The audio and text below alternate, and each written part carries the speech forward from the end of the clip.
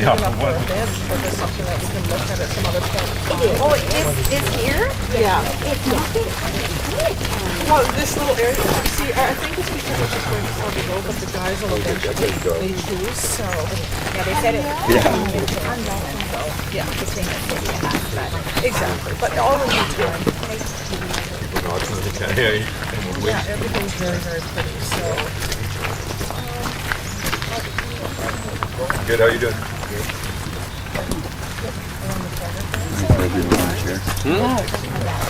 This is, Artful Wonderful. Save my money.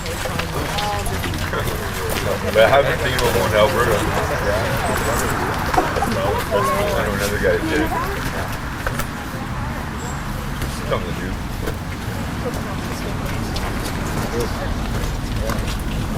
Oh, yeah. Like those ones, Karen? The little. Yeah, you should see the dog Tony's got. I love little guys. Okay, I just get. So whoever wants to have a seat can have a seat. Okay. Already on it. Oh, they're probably tight now. She thinks she's going to the vet. I'm gonna be the only one sitting down. Hey, bud, how's you doing? Good. How you doing? Oh, not too bad. Still kicking, so. Yeah. Yeah. How things going with you? All right. Yeah. So I was Sell my going to get house. Dorothy. Oh, you did sell your house? I was just gonna say, did you move down to Mexico yet? No, I can't get down there. Oh, yeah. Oh, yeah. No, sure. Well, you haven't been able to buy your own airplane yet? Yeah, that's terrible. Whoever needs to sit, feel free to sit, please. Sit down, Maggie. You won't be the only one, Dorothy.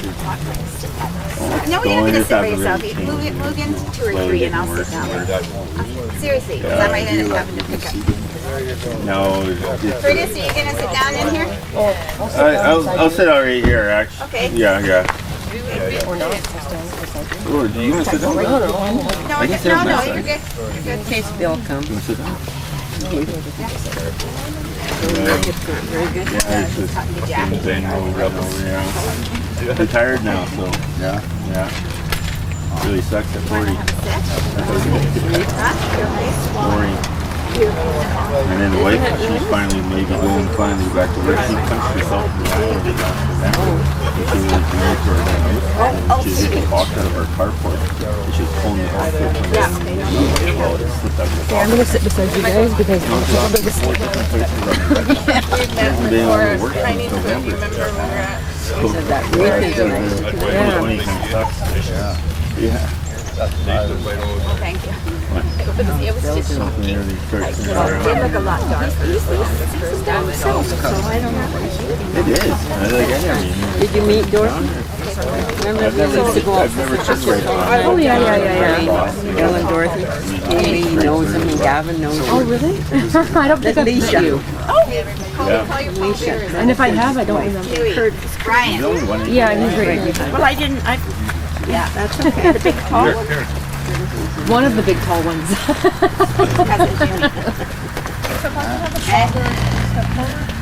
Yeah, I guess that's done. March last time we went. Well, 6 of us. I'm fine. Yeah. I like to be tamed with that. I never know what she's going to do. But he did not there. He bought a year on the Christmas place. Maybe on Fraser Highway, but not there. But we have we bought it today, but it wasn't the same. She asked how all 6 of us were. Oh. Really clear more land like They that. had to have his dogs that didn't have to wear. Not quite a lot. Not much No, more. but That she just felt is, like and that's that. an ironic. My mom passed You away. guys always got Oh, did you? Right next to me. Oh, there you go. I don't remember. Well, Why I not? just thought we're just sitting I know when Bill did get it, he didn't get Charlene, and I liked Oh, him. really? He said, let's go for a snooze, no crash. Anytime I didn't have a We got, I think from the boundary, I don't know, boundary Fellows or boundary Gardens, or I don't know, right on the Fraser Highway. It's kind of expensive, but yeah, it's good. Yeah. So just take your time, just, Oh, that's too much. Okay, we gotta go. I guess we'll So just watch your feet on the greens a little bit, so you don't trip. When you walk up, you can grab with both hands if you need to, okay? Just sidestep and just shuffle and go slowly, okay? Okay? Hey, that's good. Perfect, gentlemen. That's good right there. Yep, absolutely it is. Yep, no, that's good. Yeah, I know. You can twist it. Yeah, you can twist it. Spin it around. There you go. Okay, so people you're free to move in. It's a beautiful day, so if you want to be under the tent or have a seat, go ahead. But feel free to, just so you can hear Linda's.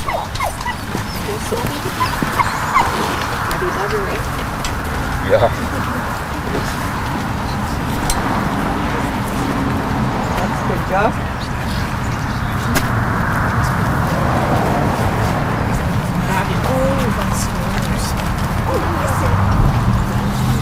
Are you okay with the head end? Oh, I don't. I'll go wherever you say. Okay. So you can pull it out. Where are they standing? Is it all the way around? And Linda, Yes? turn up the volume. No problem. Okay. I had kids. Well, I've got a handful of you know. Doesn't shift? Okay, it's taped on. Yeah. Okay. So fortunately, that's not going to help much. Okay. Maybe we don't use But when it. you're in the shade, that's the problem. That grass.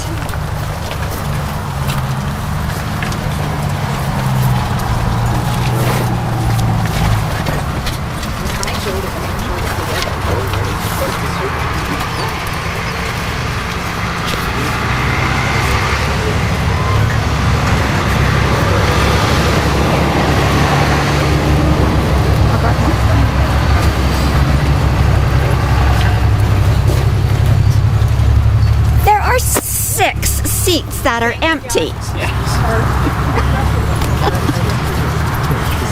Thank you. Good morning, everybody. Good morning. I'm Linda Richardson. And there's sunshine. Yeah, absolutely. Are we happy? Are we thankful? Yes. Have we come to celebrate a fine man's life?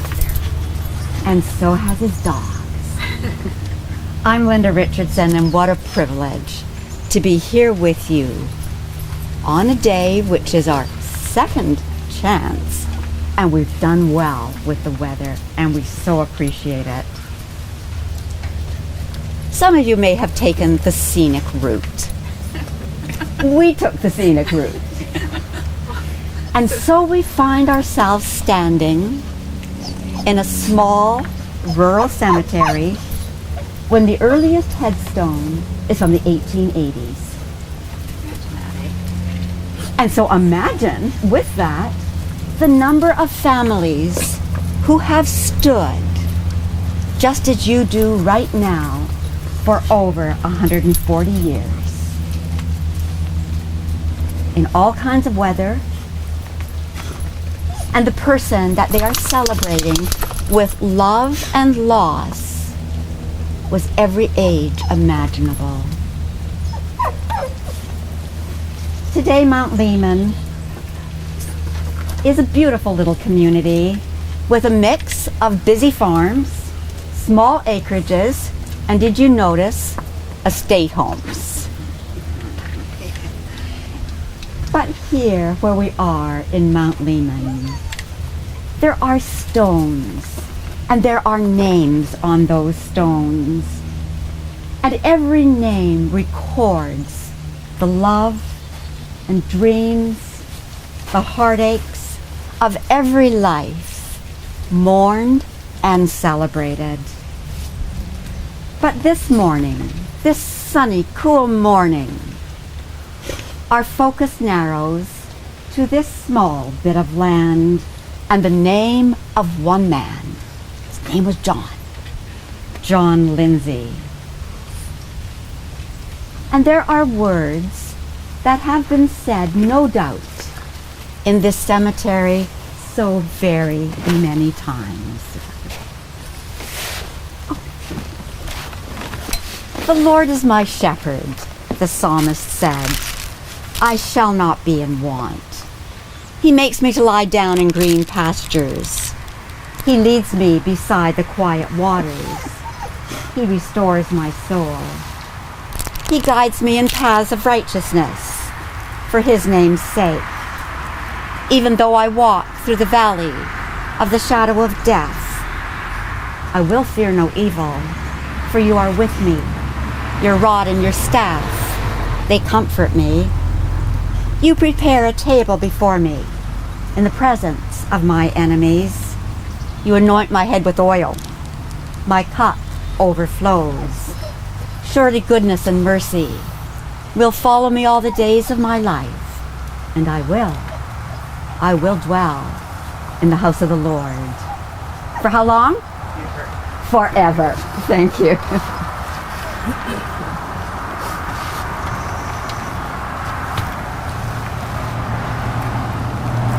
Remembering John, a happy, smiling man, looking out from the finest service card that I have ever seen.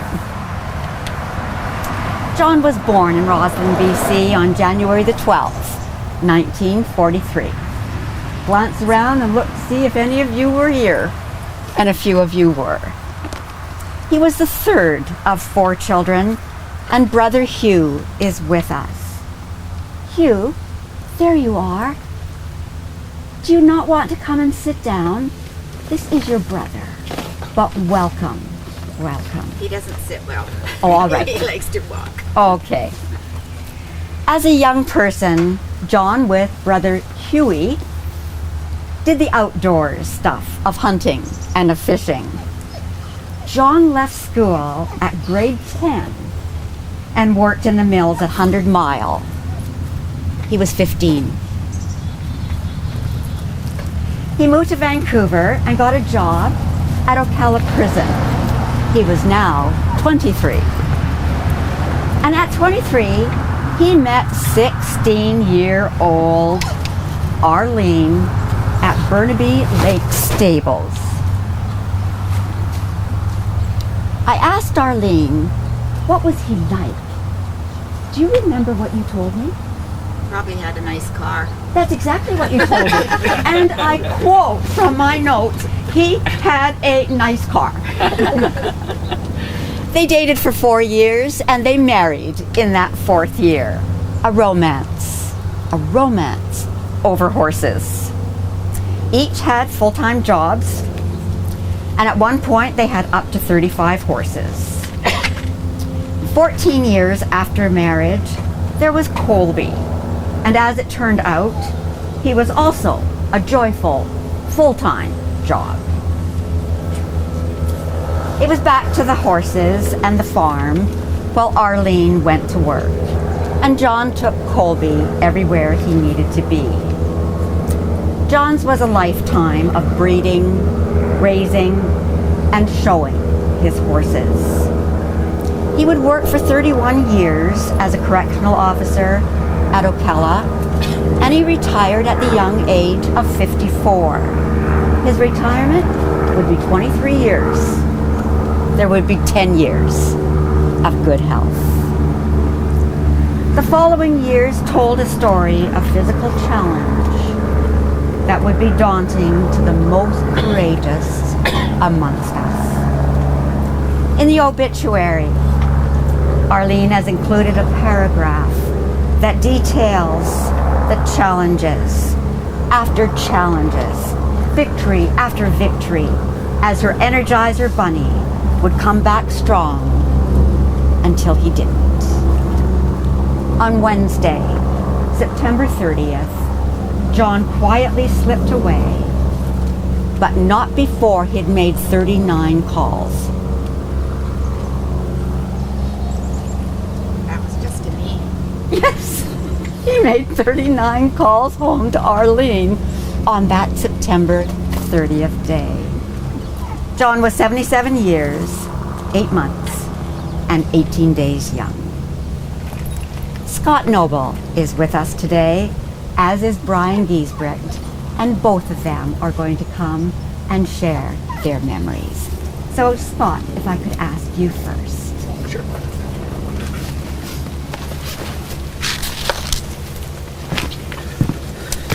Just here? Yes.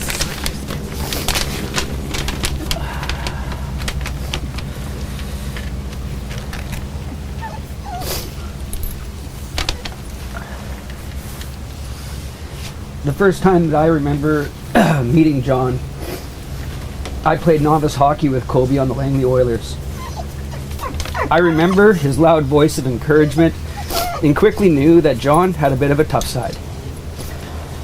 Over the years, my friendship with Kobe grew, and I really got to know John. I remember a time when Kobe and I were dirt biking around the Lindsay's farm.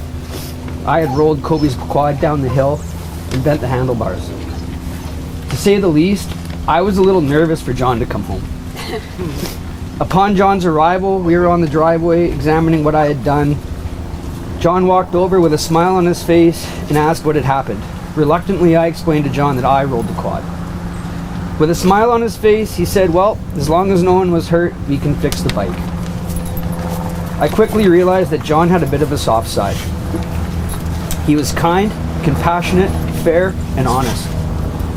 I worked with Kobe on a daily basis. We are tasked with making challenging decisions that impact the lives of others. During these times, I see John's best qualities through Kobe. I'm so grateful for who John was and the legacy he left behind. Thank you, Scott. Brian?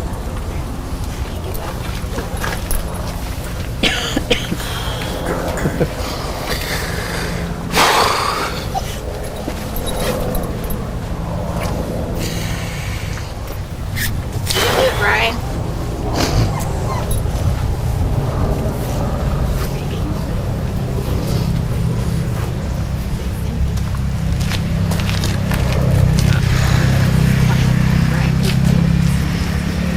I was the sheriff. This is Cindy, Yeah. Brian's wife. Okay. Today I'll be sharing on behalf of Brian and myself. It's a difficult task trying to capture 30 years of memories for Brian into a short speech. This loss is extremely hard to comprehend, as each and every one of us today was touched by John's larger-than-life presence. We all know Brian is a man of many words, but on this day, he will be a man with few words. John has been like a father figure in Brian's life, and we're so grateful for all the time we have shared. Arlene, we know that if Brian could be at your place 4 or 5 times a week, he would. In the beginning, I would ask Brian, aren't you shy to go over there so often? As I would be thinking, poor John and Arlene always having to listen to Brian and his stories. They would listen with open ears and always give the most objective advice, even if it went against Brian's opinions. They have welcomed us into their home with open arms and always had a pot of coffee waiting for us. We are left with memories of John, and these memories will stay in the hearts of each and every one of us. Like the saying goes, gone but never forgotten. Our prayers will be extended to Arlene and Kobe at these times. We also want to take this moment to thank the Lindsay's family for all you have done for us. It saddens me that each one of us will be walking out of here with an empty void in our heart. Let's remember to never take each day for granted. Thank you.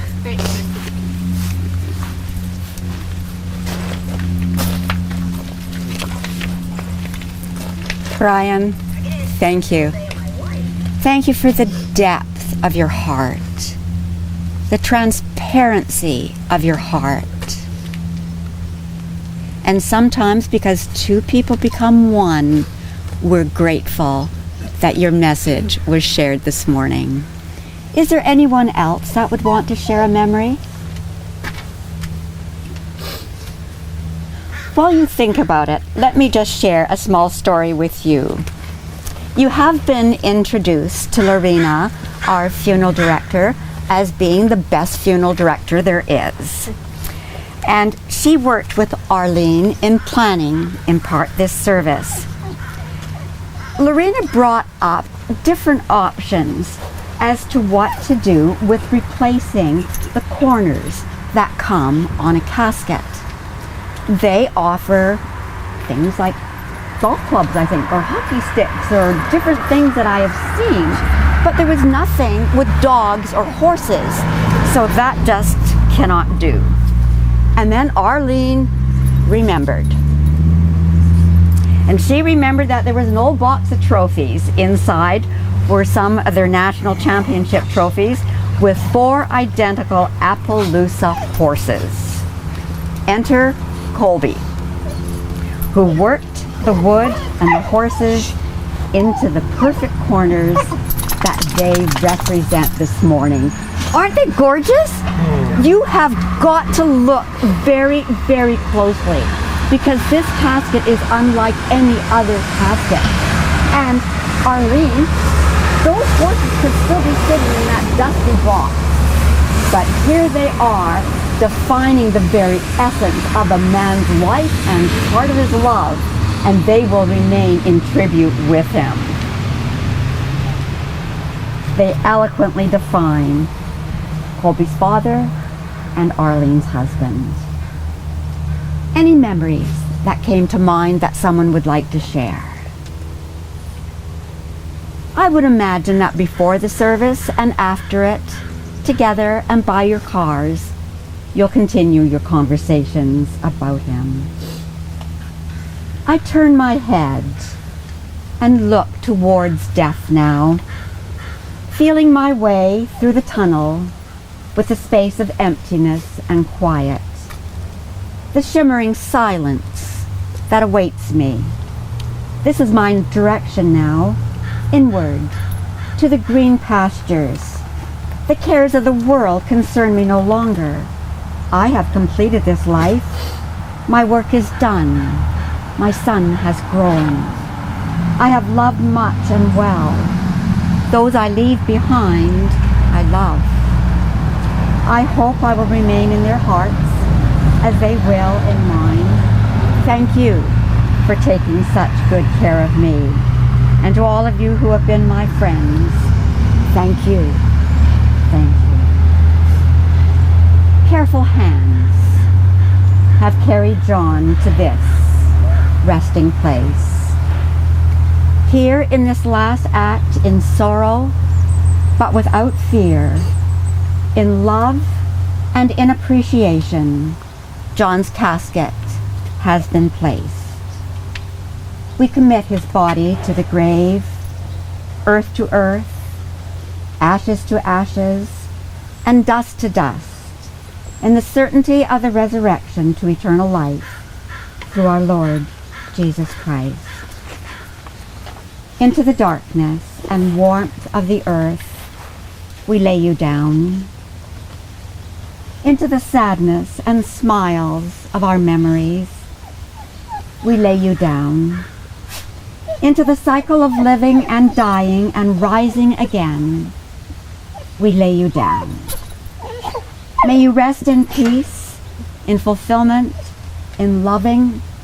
May you run straight home into God's embrace.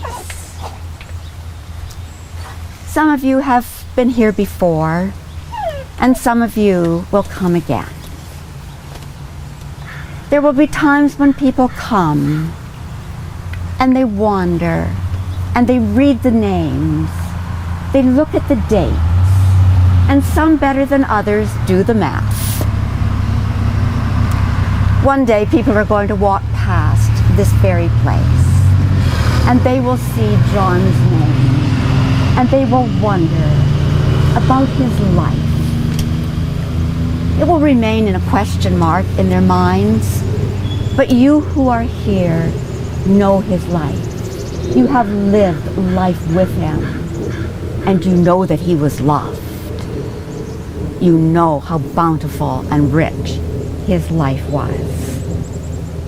And so may the God of yesterday, today, and tomorrow bring you from this place of mourning to the light, to the peace, and the joy of a new day. John has left his legacy within each of you. Let his legacy live on, so that his memory will always live on. And to each of you, thank you for coming. There are flowers that will be placed. God bless you all. Whoops.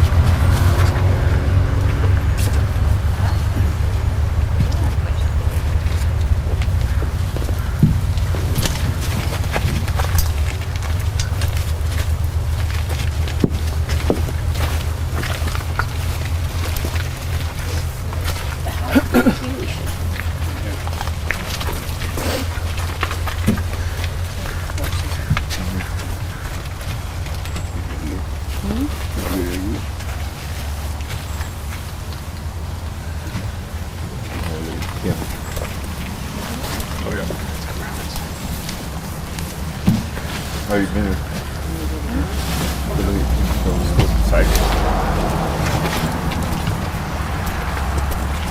You went to left too.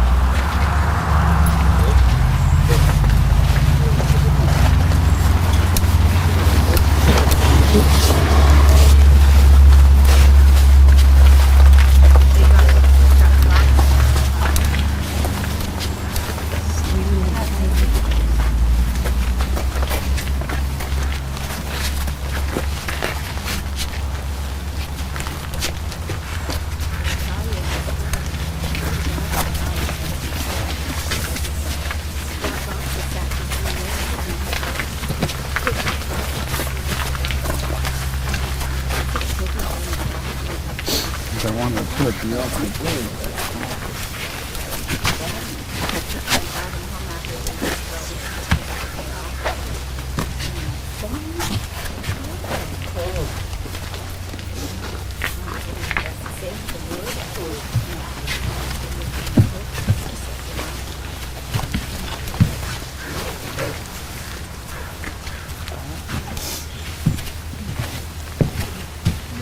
So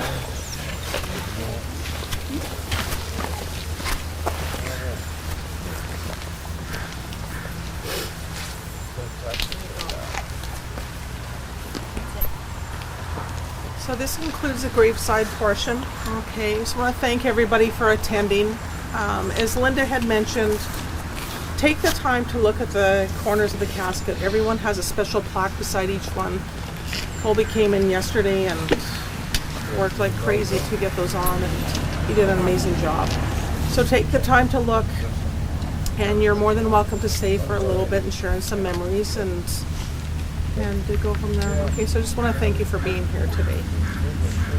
And thank you, everybody, but the party will be next spring or summer, okay? That's it.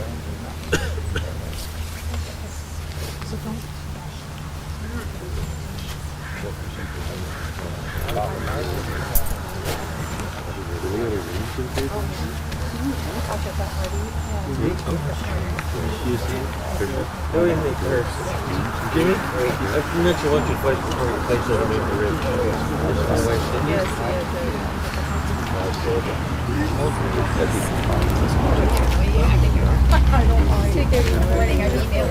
Guess what, Jack? She emailed me back too.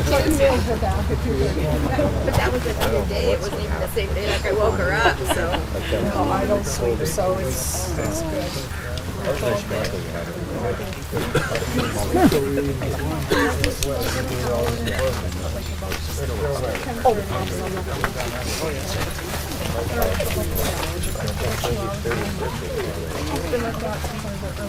This one here, she sleeps perfectly. She sleeps like a log. My mother-in-law always said it was a pure conscience that did that, and I thought I must be really going down there because, but mine, yeah, you want insomnia, maybe I've got that as well. Does that mean Karen's not working with it? I don't think her chief manager. You don't work.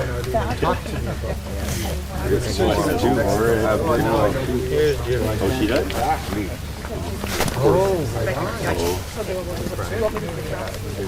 All got it. So yeah, I just don't want to. Yeah. How do I get this? Okay, so I'm just going to Thank you. You didn't give that Away. Karen? Linda, I'm not going anywhere.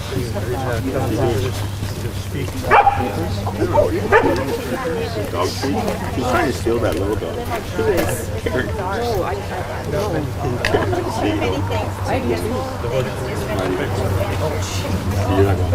Yeah, the horses.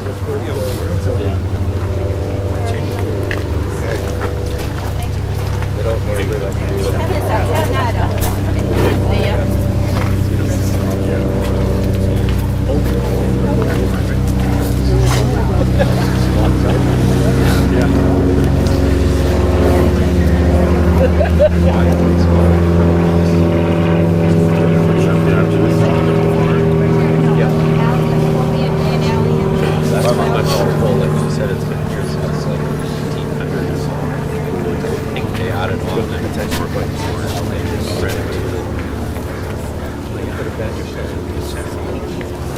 Above, there's a wet pizza shaped area that nobody's really at.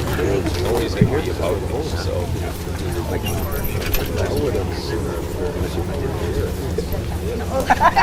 That's how she stands all the time. Hey, Lily, it's her show stand. Yeah. So there's a bench over there. Just one for a bed. I've been looking. I'm up for anything. Yeah, it's cheap deals out there. There's actually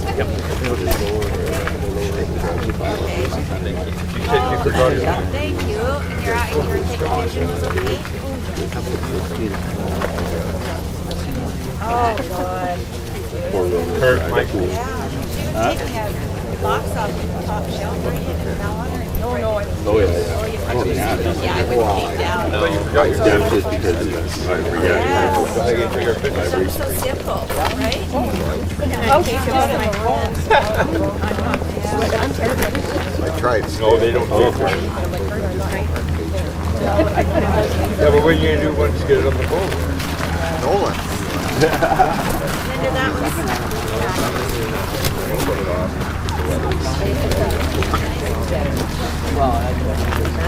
Well, I would. I say he's just playing. Oh, yeah. Because you know where it is. The name of my dad. Yeah. I don't know. Right here.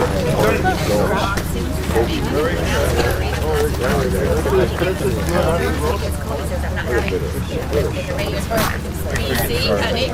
Yeah. And so anyhow, we go him and my